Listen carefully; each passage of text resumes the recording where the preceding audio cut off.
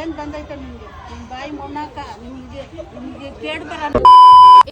ಇವತ್ ಬೆಳಗ್ಗೆನೆ ಎದ್ದು ಒಂದು ಕಾಫಿ ಕುಡ್ಕೊಂಡು ವಾಪಸ್ ಮನೆ ಹತ್ರ ಹೋಗಿ ನೋಡೋಷ್ಟೊತ್ತಿಗೆ ನಮ್ ಟೋನಿ ಬ್ರೋ ಬಂದಿದ್ರು. ಅವರೆಲ್ಲೋ ಗಾಡಿನ ಸರಿಯಾಗಿ ಆಫ್ ರೋಡಿಂಗ್ ಹೊಡೆದು ಗಾಡಿ ಟೈರ್ ಎಲ್ಲ ಮಣ್ಣಾಗ್ಬಿಟ್ಟಿತ್ತು. ಡೈಲಿ ಇವ್ರನ್ನ ವ್ಲಾಗಲ್ಲಿ ತೋರಿಸಿ ಇವಾಗ ಮುಖ ತೋರಿಸೋದು ಹೇಳಿದಕ್ಕೆ ಒಂದೇ ಒಂದ್ಸಲಿ ಮುಖ ತೋರಿಸ್ಬಿಡಿ. ಮನೆ ಹತ್ರ ಇಂದ ಗಾಡಿ ತಗೊಂಡು ನಾವು ವಿಜಯನಗರದ ಕಡೆ ಹೊರಟ್ವಿ. ಹಂಗೆ ನಾವು ಬೇಕರಿಗೆ ಹೋಗಿ ಅಲ್ಲಿಂದ ಒಂದೆರಡು ಮೊಟ್ಟೆ ಪಪ್ಸ್ ತಿನ್ಕೊಂಡು ಮನೆ ಹತ್ರ ವಾಪಸ್ ಬರೋಷ್ಟೊತ್ತಿಗೆ ಆ ಅಂಕಲ್ ಬಂದು ಕಾಯ್ತಾ ಇದ್ರು.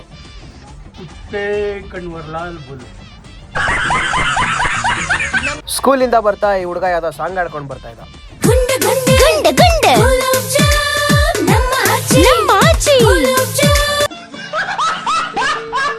ಸ್ವೀಟ್ ಕಾರ್ನ್ ಬಂತು ಅಂತ ನಮ್ಮ ಪಾರ್ಲೇಜಿಗೆ ಹೋಗಿ ಸ್ವೀಟ್ ಕಾರ್ನ್ ತಗೊಂಬ ಅಂತ ಹೇಳಿದೆ. ನನ್ನ ಮಗ ದುಡ್ಡು ಉಳ್ಸಕ್ಕೆ ಅಂತ ಬರೀ 10 ರೂಪಾಯಿಗೆ ತಗೊಂಬಂದಿದ್ದ. ಅದನ್ನ ನೋಡಿದ್ರೆ ಮಕ್ಳು ತಿನ್ನಕ್ಕೂ ಸಾಲಲ್ಲ, ಆ ತರ ಇತ್ತು.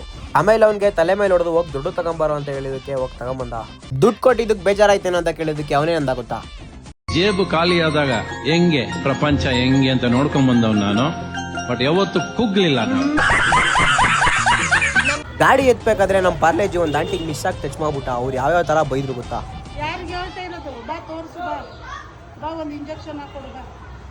ನಿಮ್ಗೇನು ಬಂದೈತೆ ನಿಮ್ಗೆ ನಿಮ್ಮ ಬಾಯಿ ಮೊಣ್ಣಾಕ ನಿಮ್ಗೆ ಕೇಳ್ಬರ. ನಮ್ಮನ್ನಂತ ಹೊಟ್ಟೆ ಉರಿಸ್ಕತ್ತಿರದ ನಿಮ್ಗೆ ಒಳ್ಳೆ ಸಾವು ಬರ್ತೈತೆ. ಆಂಟಿ ಬೈದಿದ್ದಕ್ಕೆ ಫುಲ್ ಟೆನ್ಷನ್ ಆಗಿ ಟೀ ಕುಡಿಬೇಕು ಅಂತ ನಮ್ಮ ಬ್ರದರ್ಸ್ ಕೆಫೆ ಕರ್ಕೊಂಬಂದ.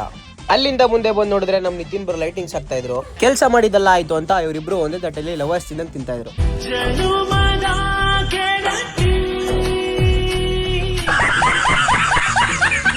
ಊಟ ಮಾಡೋಣ ಅಂತ ಹೊರಗಡೆ ಬಂದ್ರೆ ಜೋರಾಗಿ ಮಳೆ ಬರಕ್ ಸ್ಟಾರ್ಟ್ ಆಗೋಯ್ತು. ಮಳೆಯಲ್ಲಿ ನೆನ್ಕೊಂಡೆ ಹೋಟ್ಲ್ ಹತ್ರ ಬಂದ್ವಿ. ಇದಾಗಿತ್ತು ಇವತ್ತಿನ ವ್ಲಾಗು. ಇಷ್ಟ ಆಗಿದ್ರೆ ಲೈಕ್ ಮಾಡಿ, ಶೇರ್ ಮಾಡಿ, ಫಾಲೋ ಮಾಡೋದು ಮಾತ್ರ ಮರಿಬೇಡಿ.